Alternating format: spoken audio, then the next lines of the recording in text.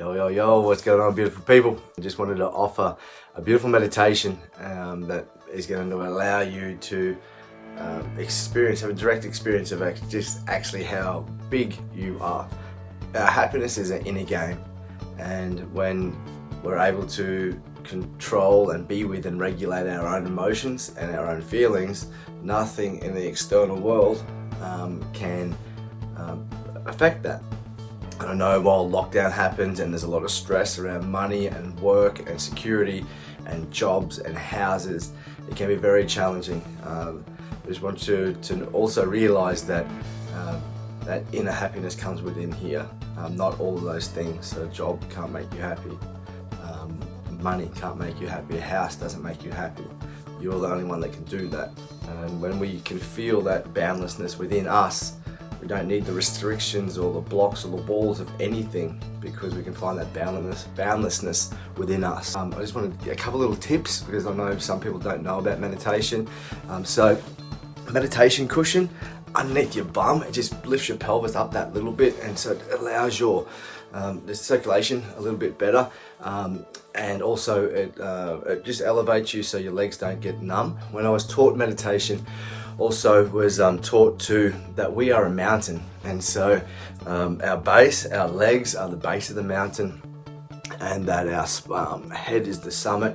So we just want to have that nice posture like a mountain, grounded and upright and vertical. And because it's like training, so like sitting in a pose of meditation, you need to train the body for this. It is after you want to build up, you want to progress. You just want to start, and like if you've never meditated before, just start with 5 minutes a day, and then just every day to add a minute. So you get up to like 20 minutes, and because it's not taxing, but you can actually feel it in your body. So you might know that, and that is called a mudra. And so there's another mudra, which is a bear claw one. And so if you just want to do that with your bear claws, put them on your knees. When you're in a meditation, if you put your thumbs outwards, you're going to raise your awareness up your chakras, or if you don't know what chakras are, up towards your head. And then if you go this way, you're going to lower them down to your base, or the base of your base of the mountain. You have a nice and neutral.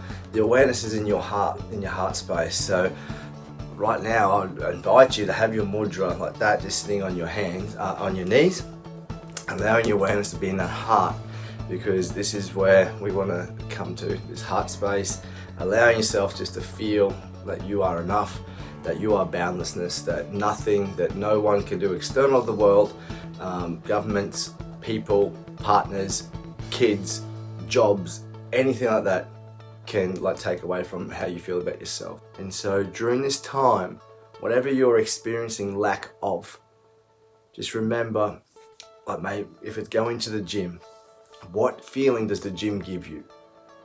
There's other means and other ways that you can find that exact same feeling that you're desiring. And because remember, it's not the materialistic thing or the tangible thing that we as humans want. It is the feeling that thing gives us. That's what we desire. And so looking for that feeling. And so when we sometimes feel restricted, when we feel like everything is closed in, we can just shut down the eyes and find that freedom within. It's always there, always has been. It's where we came from. It's where we're going to always be. I know how challenging it was when I first started out. So I had all these thoughts that I was doing it wrong. But with meditation, you can't ever get it wrong. You can't ever get it wrong. When I first started, the easiest thing is that to focus on is the breath, because it's an innate wisdom that is allowing us to breathe. And we can get to a place that we can actually just witness the body doing its thing, witnessing life itself, witnessing consciousness, that innate wisdom, and we're not doing it. We're just witnessing it. Really cool, and it freaked me out the first time.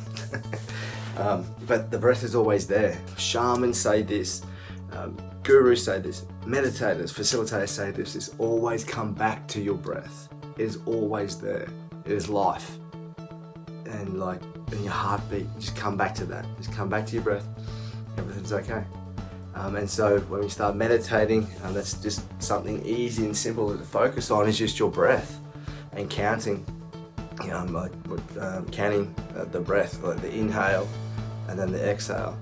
And so yeah, as you start is maybe 3. 1, 2, 3. 1, 2, 3. 1, 2, 3. 1, 2, 3. And the deeper that you surrender and let go, the nervous system shuts down. That breath may be at like a 6 count, then 8 count, 10 count, and then next thing you start thinking about that what are you going to be cooking for dinner, and then the flavors and the smells, and you go on all those tangents. In Buddhism they call this monkey mind. You just jump from tree to tree. The game of meditation is catching it and then coming back to the breath.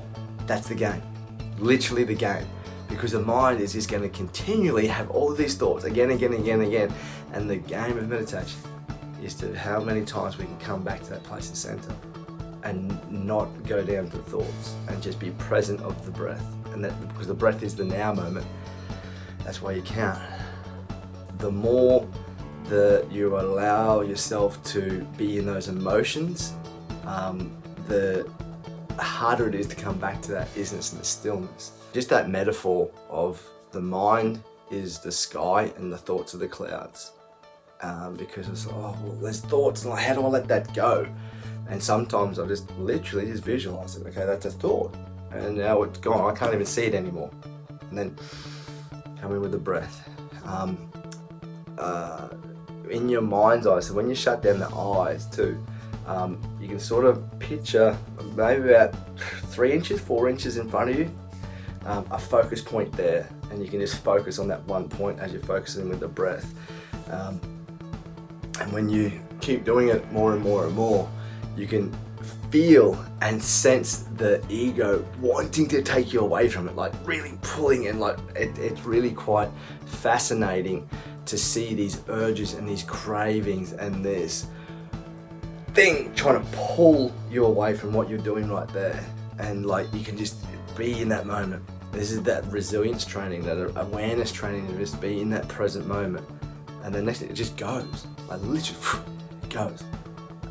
When I saw my body moving and breathing, and like I wasn't doing it, and I was just watching it, another realization, direct experience of like, hey, there's something going on here. I'm not Blase. I'm not my body. It's just a vehicle. So yeah. Anyway, enough for now. Beautiful Thursday, and I'll catch you on the flip side.